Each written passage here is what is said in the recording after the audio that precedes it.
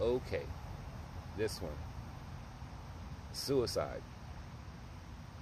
This will be probably a little bit longer because I want to be certain with my words.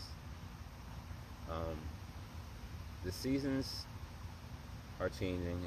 It's coming into the holiday season, and I know for a lot of people that has a lot of emotions with it, and not all of them are good. So when the seasons change, people's energy tends to shift, especially when you go from summer into fall, and the fall is short, and you start to really sense the winter coming. You can feel a little bit less than up. In the springtime, it's coming, everyone's popping. It's like, dope. Here comes summer, whatever.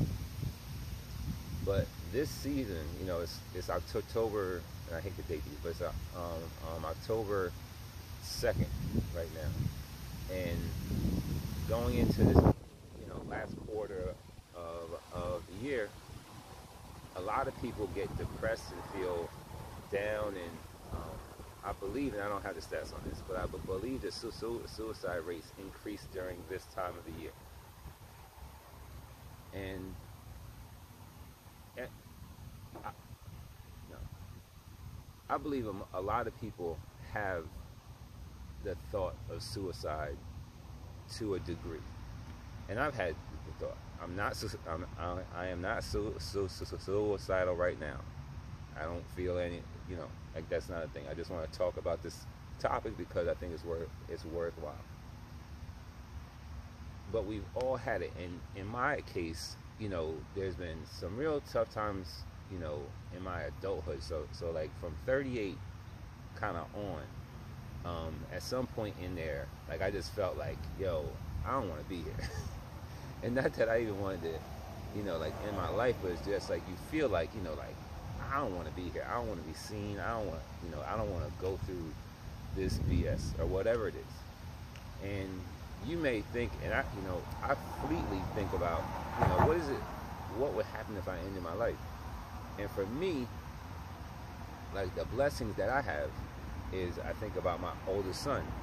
And I have three, but I think about him because the other two I know would take it the worst. But he's the one that I'm like I couldn't do it for him. Like, because now he has to take on the burden of being, the oldest male in the family. And I would never want that on him. Now, there are people who don't have a lot of people around them and don't have, things that they can, reflect on and be like, I would never because of that. But again, I want to stress that a lot of people have the thought of suicide because of a hard time, so it's not abnormal. No part of it is abnormal. The part of it that's difficult is the isolation that some people may feel when they're going through an extreme downtime or just feel, out of it or whatever. And I believe that over the last 2-3 years or whatever, however, and I have 1,000, conspiracies, but however this all shook out, one thing that it's done is that it's made people increasingly more isolated. And that's good for whoever planned it. Because an isolated population can never unite to solve problems. If only the top people in the world are solving problems, then you get to dictate how the problems get solved, and who benefits, who is more marginalized. But if everyone is united in solving issues, then it's a different topic. But we've become increasingly more isolated, and I feel it at times. So when people are isolated, they feel lonely, and people will often tie that to a relationship, or you don't have a woman or a man or whatever. And okay, that's part of it, but the other part of it is just your friends, like any friend group. And I do believe that focusing on friendships is overrated. However, you do need people outside of yourself or your immediate relationship to connect with. So, like you feel tied to the world. So when people are isolated, those thoughts of depression and suicide or whatever, it can become heightened. And I feel it more for young people in this world because they're all tied to devices, and that limits the contact, the personal contact that you would have without them, or that I had when I was young. And I'm an introvert. I don't really like people, but I did appreciate a lot of times the friendships I had and whatever. Like it helped me. So when I'm looking at kids today, and I'm always focused there because I'm always around them. Like my kids, I train kids, I coach kids, I'm getting involved more with kids. I just like their age, and I like their possibilities, and how you can, like, a few kind words can set them on a path of like really great success and great things that they can achieve. But with the way we are right now, a lot of kids are isolated.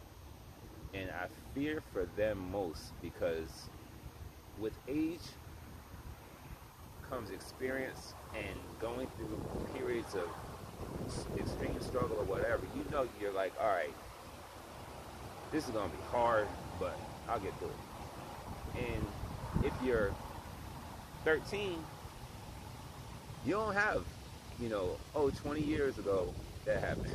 You have like 5 years ago that happened.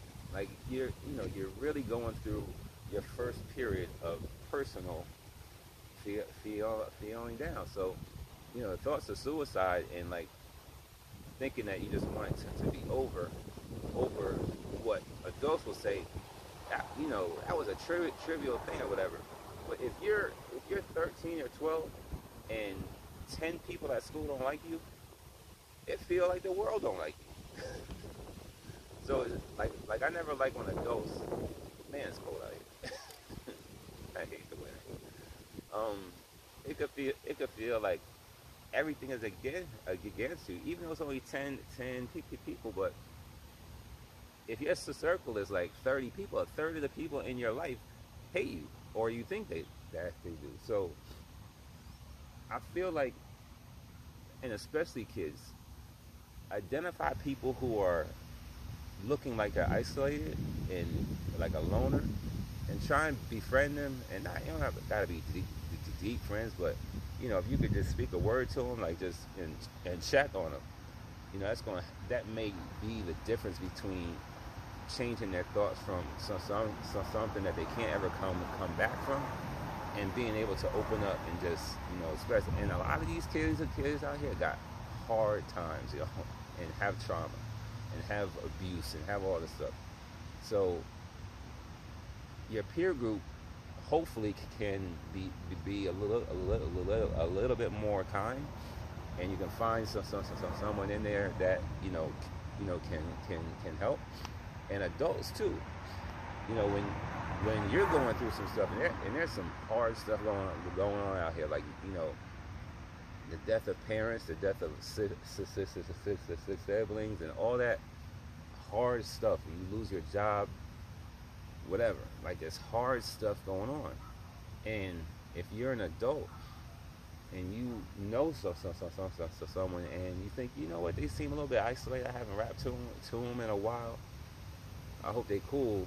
Yo, call and check on them, because you never know how a person's energy is at any given time, and your little call and check-in may be the difference in, again, changing them from, a decision that they can't come back from, and just be able to open up and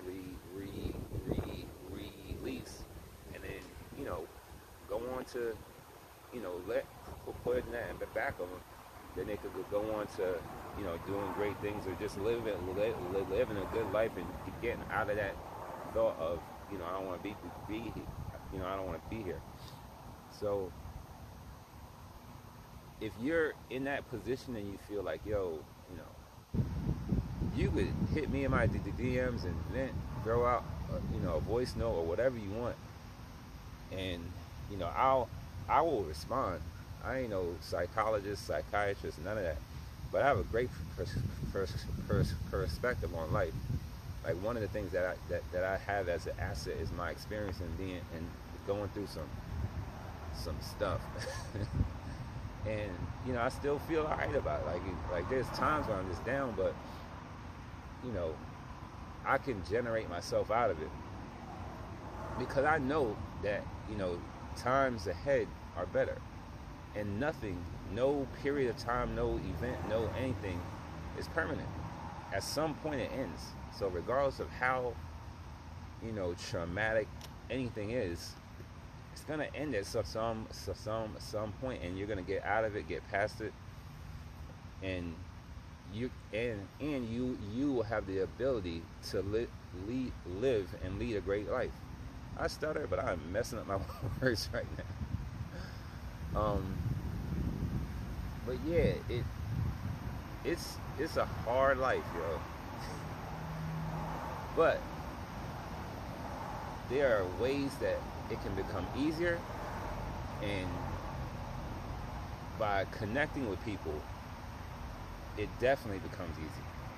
So I advise people who, if you know someone that that was a little bit more vocal when in interactions or whatever, check on them and be like, is everything cool, or you want to go out to lunch, we could just talk about whatever, because you never know, it may change everything for them. So